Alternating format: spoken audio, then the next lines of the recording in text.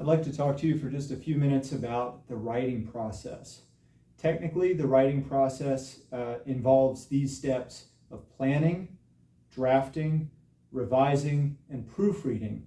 And even though those steps do get tangled with each other, even at the best of times, they're really four very distinct sets of tasks that we need to keep clearly separated from each other in how we think about our goals if we're going to be able to do our best work.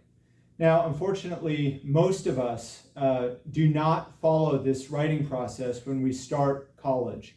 In fact, I had very bad habits myself all the way through college and didn't have to push beyond them almost until the very end of my time as a senior and then in graduate school. The way I always did the process in the bad old days came from being something of a perfectionist. Maybe you can sympathize with this. I wanted my work to be good. I wanted to get a good grade on it. And the pressure of that was an easy excuse for me to procrastinate getting started. So most papers that I wrote all the way through college, I never really started until the night before they were due. And the pressure in my mind had built up so much. I had to turn in something. It had to be good. That finally, in the kind of teeter-totter inside my brain, the pressure of having to finish the paper outweighed the pain and worry of how hard it was going to be to write, the worry about it not being good enough. I finally buckled down the night before it was due. So I did very little planning on the front end. And what I would usually do is go to the library and get a stack of sources that I could use through a very haphazard library search, maybe a database search. I might find some articles or search online for some things that looked relevant. And to kind of compensate for the poor research I was doing, I would always try to use about twice as many sources as the assignment required, hoping that would carry me over. And then I would sit up in one crazy late night writing session until 2, 3, 4 in the morning with my sources sitting next to me, flipping through, looking for a sentence that looked like it was worth including. I would slap that sentence into my paper, and I would draft my way through to a first draft of the essay that I would then turn in. Usually by about 2 in the morning, I would either be getting very depressed and discouraged about the paper, or naively optimistic, thinking, this is going to be brilliant, this is so good. And probably both of those senses were a little off base. I wrote the paper as best I could through the early hours of the morning, printed it off, looked it over to try to catch any obvious typos, and then handed it in. And unfortunately, I was just good enough as a writer. I'd always been a reader since I was a kid, and so I was usually slightly better at slinging sentences together than some people around me in class.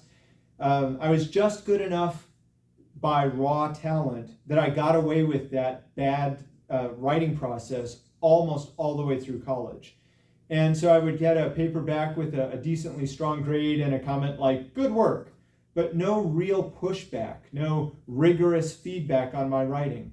And ironically, that just increased the pressure for the next time around. I would still feel like I was probably faking things, and that would make it even harder to get an early start on my paper. And so I would procrastinate again, stay up all night writing the next paper, and once again receive good work with an adequate grade.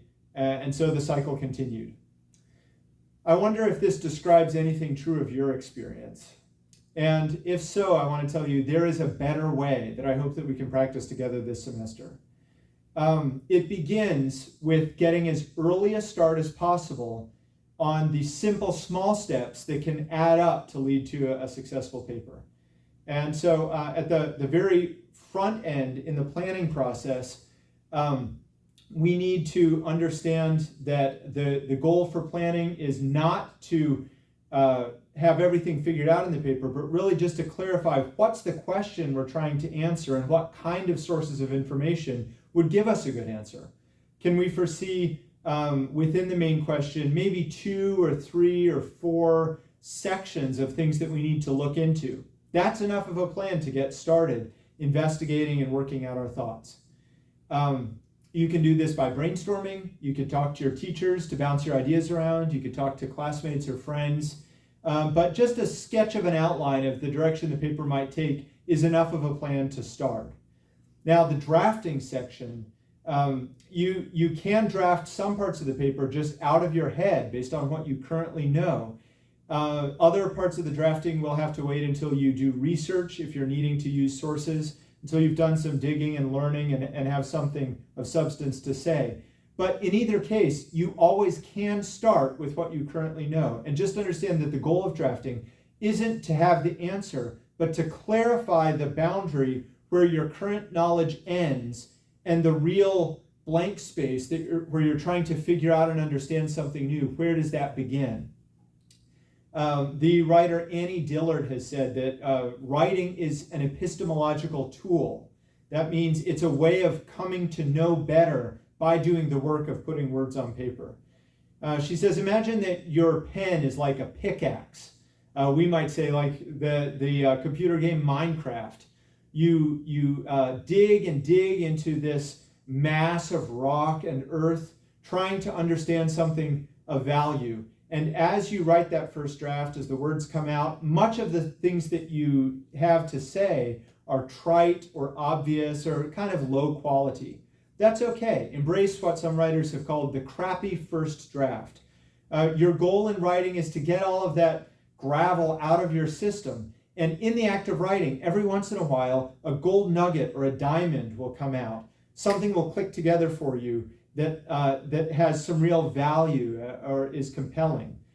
You can expect that writing that crappy first draft, 85% of it will be mediocre, probably garbage, but about 10 to 15% of it will be something worth building on it, and sometimes something will click together even that early that you're going to keep.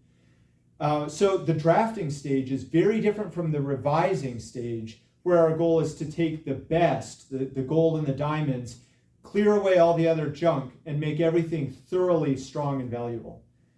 One last tip about this drafting phase. To get started writing early, because it still is scary to write things when you know they're not going to be very good yet. There's a little cognitive behavioral trick that we could do to avoid our watchers. This gets you away from those voices in your head that are whispering to you, it's not going to be good enough, you can't do this well enough. Let me get a notebook to show you what I mean.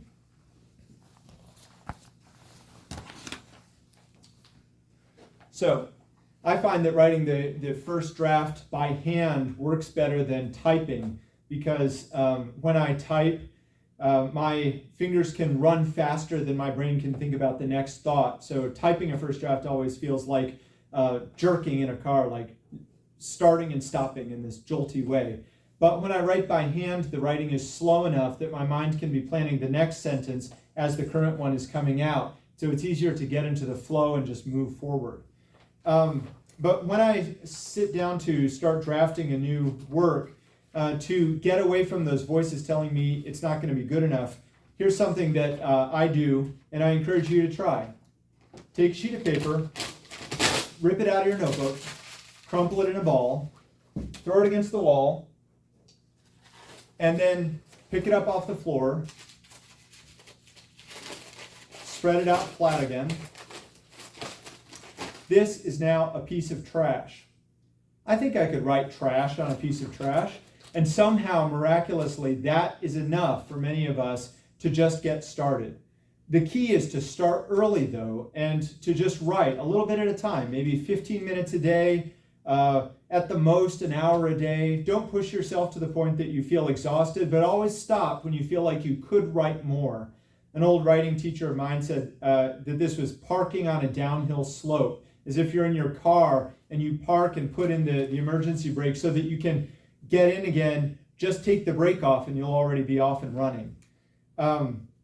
If you can start your drafting early and write a bunch of mediocre garbage looking for those gold nuggets several weeks in advance of the deadline, it will be much easier in the final days leading up to a due date to have quite a bit of decent material, some excellent material, to enter the revision process. Okay, so let's talk about that, revising. For revision to work, you need several elements. You need a crappy first draft that is mostly garbage. You know it's not good enough yet, but it has some elements that could be made better. You need a clear sense of what you're working towards. And usually the act of drafting that crappy first draft clarifies your thinking. So now you know the goal more clearly. You just have to make your draft line up with exactly what you're trying to say. And third, you have to put in the work of puzzling through, how do I make the words on the page match this clarity that's in my head? If we were to map the whole mental process from the first spark of an idea when you get your writing assignment all the way through to your A+ paper at the end, every time you write, it clarifies your thinking. You start with a vague spark of an idea, you do some planning, the idea gets clearer, you've made a sketch outline. Now you start drafting, it's still mediocre, but by the end of drafting, usually the last thing you write on your first draft is actually the clearest and sharpest. Have you ever noticed that? A lot of college students leave it there and the best part of their paper is at the end. But what if we took that strong part at the end and plugged it back into the beginning and reorganized everything around that really strong idea? Cut away everything that doesn't have to be there. Cut away all the needless words. You revise, it gets stronger and stronger. You go around this revision cycle and your on-paper text starts to match exactly this crystal clear idea in your head until you reach equilibrium. A valuable, clear idea, perfectly expressed in words on paper. That's the paper that you want to hand in. Okay, so notice that revision that we just described is separate than the last stage, proofreading.